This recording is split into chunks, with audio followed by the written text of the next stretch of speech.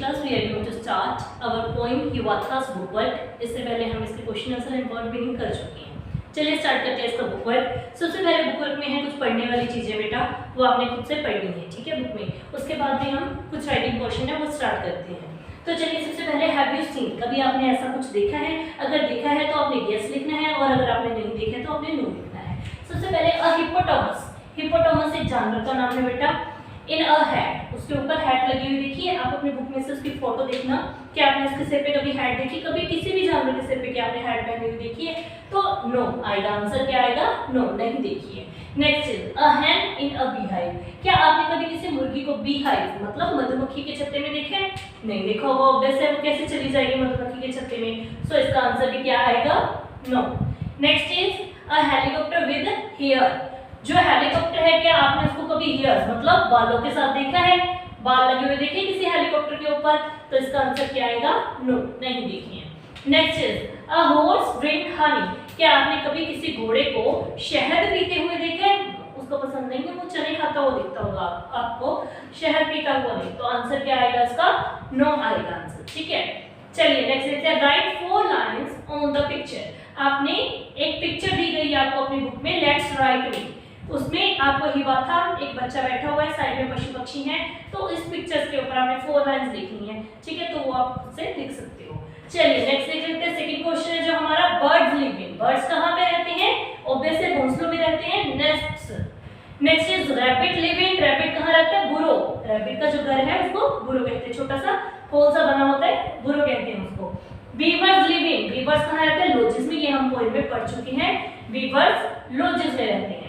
Next question आपका describe Hiawatha his home and friends in 10 lines, आपको आगे खुद से ही लिखना है। ये हिवाथा की पोएम आपने पढ़ी है, उसमें हिवाथा के बारे में that he was a red Indian boy, अपनी दादी के साथ रहता था, किसमें डोम शेप्ड हट में रहता था, और ये सब चीजें उनके फ्रेंड्स बीस्ट एंड बर्ड्स के बारे में आप लिख सकते हो कि उनके सारे सीक्रेट जाना है। ऐसे करके आप 10 लाइंस बना सकते हो बेटा इजीली, ठीक है। तो नेक्स्ट क्वेश्चन पे चलते हैं हम। What did Hiawatha love, Hiawatha को क्या पसंद? Hiawatha love to learn the language of every bird and beast, क्या पसंद करता था हिवाथा? हर एक पशु और पक्षी की भाषा को सीखना पसंद करता था, जानना पसंद करता था, पढ़ना।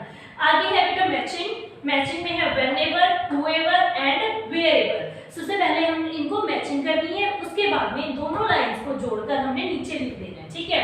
तो मेरे पास जगह नहीं थी, मैंने नहीं लिखा है, लेकिन आपने अपनी बुक में आपकी जगह बनी हुई है तो आप लिख देना। पहली लाइन आपने क्या लिखनी है बेटा? व्हेनेवर, जब भी कभी, जब भी कभी मैं आई एम हंग्री, मैं भूखी होती हूँ, आई ईट, मैं खाना खाती हूँ। व्हेनेवर को मिलाना है सेकंड वाले से, आई एम हंग्री आई ईट, जब मैं भूखी होती हूँ तो मैं क्या करती हूँ? खाना खाती हूँ। नेक्स्ट हूएवर, सबसे पहला क्या था? व्हेनेवर, सेकंड है हूएवर, जो भी, हूएवर मतलब जो भी, आप सभी में से जो भी कम्स फर्स्ट, पहले आएगा विन्स, वो क्या होगा? जीत जाएगा। तो इसके साथ मिलाकर पूरी लाइंस बनाकर आपने नीचे क्या लिखनी है? whoever comes first wins, ठीक है। तो ये सेकंड लाइन लिखनी है आपने।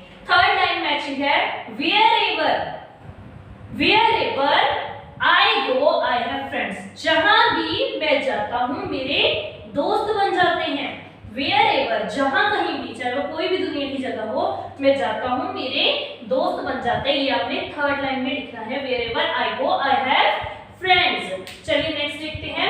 नेक्स्ट है हमारा 7th क्वेश्चन, सॉरी 7th नहीं, उससे पहले हम एक पैराग्राफ है हमारे पास, दो पैराग्राफ है, उनमें से एक पैराग्राफ मैंने आपको करवा दिया, इवन आपको ग्रामर में आपको पहले भी करवाया हुआ है, तो आप इजीली सेकंड पैराग्राफ खुद से करोगे, मैं आपको फर्स्ट पैराग्राफ बता देती हूँ बेटा।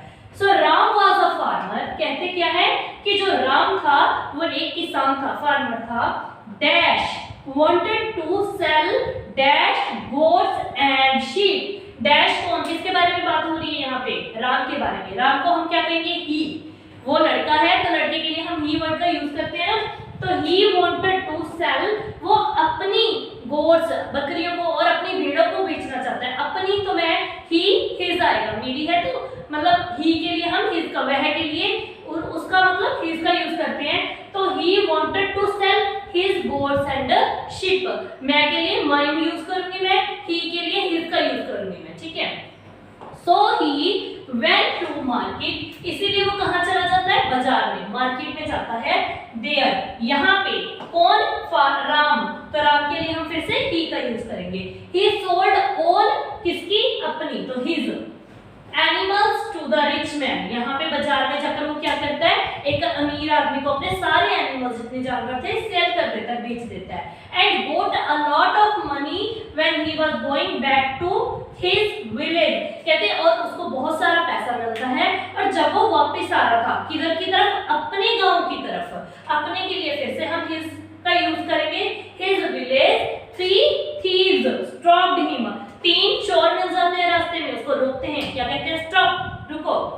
Give us all yours money. तुम हमें क्या दो, अपनी सारी मनी दे दो, सारे पैसे दो अपने, किसके, तुम्हारे। तुम्हारे के लिए हम क्या यूज करेंगे, यूअर्स, तो हमने यहाँ पे यूअर्स लिखा। Ram was very clever. अब जो राम था वो बहुत ज्यादा क्या था, चालाक था। क्या कहता है, he said I will give dash money। मैं दे दूंगा तुम्हें, किसकी मनी, तुम्हारी मनी तो नहीं कहेगा, मेरी मनी तो my money। I will give you my money। आगे की स्टोरी मैंने लिखी नहीं है, मैं आपको बता देती हूँ। मैं तुम्हें मेरी मनी तो दे दूंगा, लेकिन उसको दूंगा जो तुम सभी में से सबसे स्ट्रॉन्ग होगा, जो स्ट्रॉन्गेस्ट है वो मनी ले जाओ।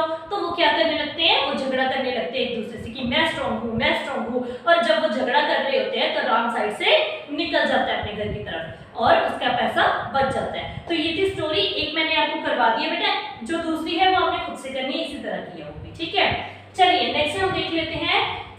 7th क्वेश्चन है हमारा, the bird sit on a. एक तो लिखा है वो, एक लिखा है बग, तो हमारा आंसर है जो सही है BOUGH, बग, ठीक है। तो जिस झुंड में बैठे बर्ड्स के झुंड को बग बोला जाता है। Next is the skull has a long dash. Skull की लॉन्ग क्या है, एक तो है टेल कहानी, एक है टेल पूंछ। तो स्कल की मतलब गिलहरी मैंने आपको बताया था, उसकी क्या है, लंबी पूंछ है। Next, I have to leave at dash. मुझे लीव करना पड़ेगा कब, टी और टू का मतलब तो नहीं बना कुछ इसमें, तो टू मतलब 2 बजे मुझे लीव करना पड़ेगा, तो TW और 2 वाला 2 बजे वाला हम 2 लिख देंगे यहाँ पे। Next, this some is dash. This some is, एक तो WRIGHT, ठीक है, तो WRITE सॉरी, तो उसमें तो है ये सम लिखा, तो क्या मतलब बना, ये सम क्या है, बिल्कुल राइट मतलब सही है, तो RIGHT वाला राइट हम यूज करेंगे। I can dash the bird song। मैं क्या कर सकती हूँ, बर्ड के सॉन्ग को सुन सकती हूँ। Hear, hear का मतलब होता है यहाँ पे, और hear का मतलब होता है सुनना, तो hear का मैंने यहाँ पे यूज किया, HEAR, hear।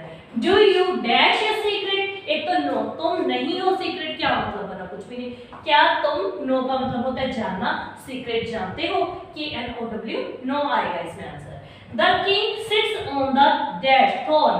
एक तो throne फेंक दो, ठीक है, किंग बैठा है फेंक दो, या फिर किंग थॉन, तो मतलब होता है उसका जो सिंहासन होता है उसको बोलते हैं थ्रोन, थॉन। तो थॉन के ऊपर वो बैठा हुआ है, इसके ऊपर अपने सिंहासन के ऊपर बैठा है। He is our school dash. वो हमारे स्कूल के क्या है, प्रिंसिपल है। एक तो होते हैं बेटा प्रिंसिपल होते हैं सिद्धांत, कुछ नियम हमारे जो बनाए होते हैं हमने, तो एक प्रिंसिपल होते हैं प्रधानाचार्य, वो हमारे स्कूल के क्या है, प्रधानाचार्य है, मतलब प्रिंसिपल है। तो चलिए आज की क्लास हमारी यहीं खत्म होती है। अगर आपको मेरी क्लास अच्छी लगी, आपको सारा समझ में आया, तो आप जरूर कमेंट में मुझे लिख के बताइएगा और चैनल को सब्सक्राइब कीजिएगा।